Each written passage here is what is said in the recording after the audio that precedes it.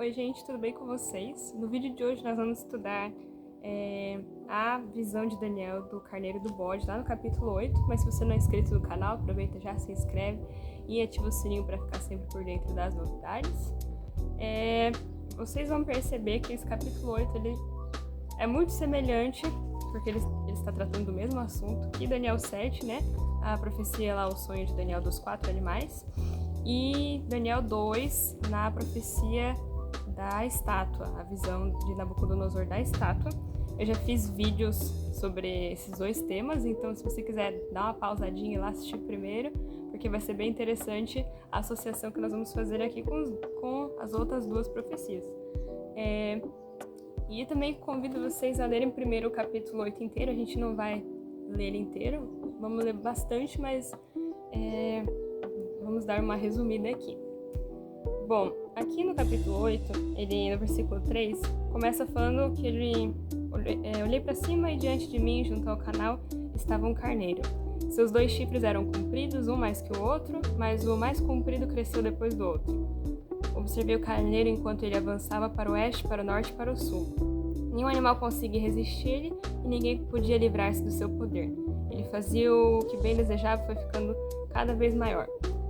Esse capítulo a gente não vai ter muito trabalho para tentar descobrir o que cada símbolo significa, porque no final do capítulo aqui, Daniel ele recebeu toda a explicação e fica muito claro, não tem nem discussão.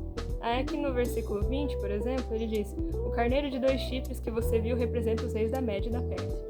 Então, tá bem explícito e isso é muito semelhante ao que a gente viu lá em Daniel 7, na visão dos 4 animais, com o urso, que o urso representava a Média Pérsia, né? Mas o que eu acho mais legal é que fala que o urso, no capítulo 7, foi erguido por um de seus lados. Enquanto aqui no capítulo 8, o carneiro, ele tinha 2 chifres e um chifre era mais comprido que o outro. Então, que representa o quê? A Média e a Pérsia, né? Que eram os 2 reinos. E que a Pérsia, embora tenha vindo depois da Média, ou tenha tido domínio depois da Média, né? Ela foi maior do que ela. Bem, e aqui passou essa parte do carneiro, porque daqui no versículo 5 diz: enquanto eu considerava isso, de repente um bode com um chifre enorme entre os olhos veio do oeste, percorrendo toda a extensão da terra sem encostar no chão. Ele veio na direção do carneiro de 2 chifres que eu tinha visto ao lado do canal, e avançou contra ele com grande fúria. Eu o vi atacar furiosamente o carneiro, atingindo-lhe e quebrar os seus 2 chifres. O carneiro não teve forças para resistir a ele. O bode o derrubou no chão e o pisoteou, e ninguém foi capaz de livrar o carneiro do seu poder. O bode tornou-se muito grande, mas no auge da sua força, o seu grande chifre foi quebrado, e em seu lugar cresceram 4 chifres enormes na direção dos 4 ventos da terra. É muito interessante como a Bíblia, muito antes desses eventos acontecerem, Deus já tinha revelado isso para o seu profeta, e como ele já explica aqui também no versículo 21. O bode peludo é o rei da Grécia, e o grande chifre entre os seus olhos é o primeiro rei. Os 4 chifres que tomaram o lugar do chifre que foi quebrado são 4 reis. Seus reinos surgirão na nação daquele rei, mas não terão o mesmo poder. Se a gente compara com o capítulo 7 de novo, a gente vê que o bode é a mesma coisa que esse animal que parece um leopardo, do capítulo 7, versículo 6. Fala que nas costas esse leopardo tinha 4 asas, como as de uma ave. E aqui no capítulo 8, versículo 5, fala que ele percorria toda a extensão da terra sem encostar no chão. Essa questão de asas, como eu já falei no outro vídeo, e dele não encostar no chão, simboliza a rapidez com que foi essa conquista. E ele fala desse chifre que era maior, que era enorme, e que teve...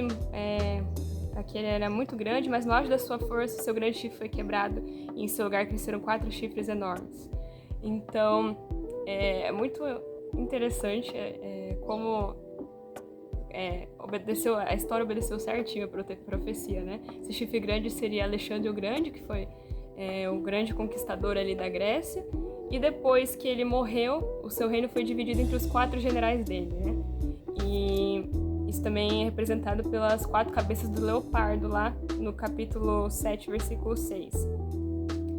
Bom, mas a gente sabe que o domínio da Grécia passou, porque depois, no versículo 9 do capítulo 8, diz assim: de um deles saiu um pequeno chifre que logo cresceu em poder na direção do sul, do leste da terra magnífica. Cresceu até alcançar o exército dos céus e atirou na terra parte do exército das estrelas e as pisoteou. Vamos parar aqui por enquanto. Nós sabemos que, embora aqui no versículo 8 não fale especificamente qual que é esse reino, mas no capítulo 7, no capítulo 2, a gente viu ali a história, né, da humanidade. O reino que substituiu ali a Grécia, que teve o domínio em seguida, foi Roma. E ele, na verdade, é bem parecido com alguns relatos do chifre pequeno do capítulo 7, que a gente já estudou, que foi a parte religiosa de Roma, né, o domínio religioso de Roma. E esse chifre aqui do capítulo 8, ele engloba tanto a parte do animal incrível, espantoso lá no capítulo 7, que era a Roma pagã, e imperial, né? Quanto esse poder religioso que foi a Roma ali papal, que dominou por muitos anos o mundo, basicamente, né? Aqui no versículo 11 diz: tanto cresceu que chegou a desafiar o príncipe do exército, suprimiu o sacrifício diário oferecido ao príncipe, e o local do santuário foi destruído. No final do versículo 12 diz: ele tinha êxito em tudo o que fazia, e a verdade foi lançada por terra. Isso é muito parecido com o que fala do chifre pequeno, que no versículo 8 do capítulo 8 diz que esse chifre possui olhos como os olhos de um homem e boca que falava com arrogância. No versículo 25 diz: ele falava contra o Altíssimo, e falará contra o Altíssimo, oprimirá os seus santos e tentará mudar os tempos e as leis. Os santos serão entregues nas mãos dele por um tempo, tempos e meio tempo. Então, tem tanto essa questão, como eu falei, secular, que é o domínio terreno aqui mesmo, que fala aqui no versículo 9, quanto essa parte mais religiosa, mais espiritual. Fala que ele desafia o príncipe do exército, né, que é o próprio Jesus, que ele perseguiu os santos, que a verdade foi lançada por terra. Então, casa bastante os dois relatos. Fala aqui no versículo 23, destruirá os homens poderosos e o povo santo. Então, é um período de perseguição ao povo que queria se manter fiel aos mandamentos, fiel à palavra de Deus. É um momento onde a verdade foi lançada por terra, então a substituição da palavra de Deus por tradições humanas. E essa questão do santuário, é bem interessante que fala que o santuário foi destruído. Lá no capítulo 11 de Apocalipse, versículo 2, diz: exclua, porém, o pátio exterior, não o meça, pois ele foi dado aos gentios, eles pisarão a cidade santa durante 42 meses, que indica uma profanação do santuário.